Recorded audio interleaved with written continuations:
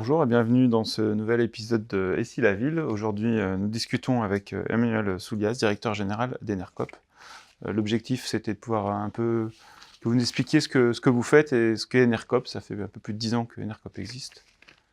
Est-ce que vous pouvez nous en dire deux mots? Mais avec plaisir. Bonjour. Enercop, c'est un fournisseur d'électricité, donc ils vendent de l'électricité à des particuliers, à des entreprises, à des collectivités. Donc c'est un acteur qui interagit sur un milieu très concurrentiel où il y a de plus en plus d'acteurs, même si le marché est détenu encore à 85% par EDF.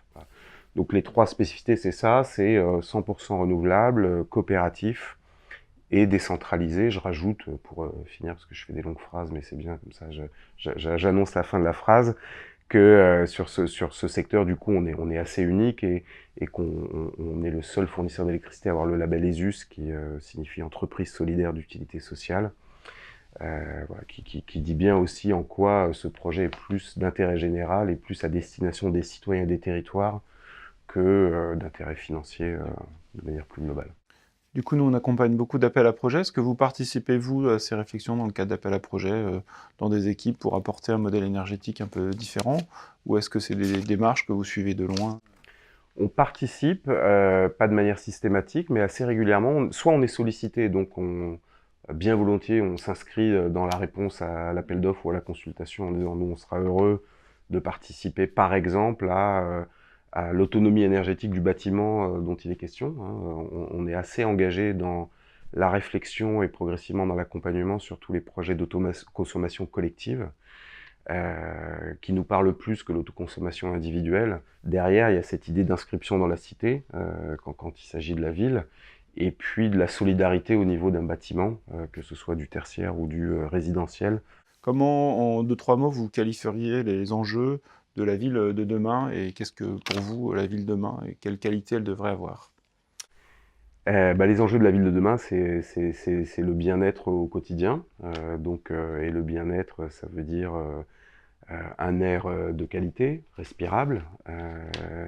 Donc ça, derrière, il y a les enjeux de mobilité, de déplacement, de chauffage. C'est le déplacement au sein de la ville, soit mutualiser des moyens de locomotion, soit utiliser des moyens de locomotion partagés, publics. Redonner aux citoyens la capacité de gouverner cette ressource en eau dont on sait qu'elle est critique et qu'elle le sera de plus en plus. Et puis l'alimentation aussi, puisqu'on sait que, notamment dans les grandes villes, il y a une tension quand même sur l'approvisionnement en alimentation, qu'on est souvent en flux tendu.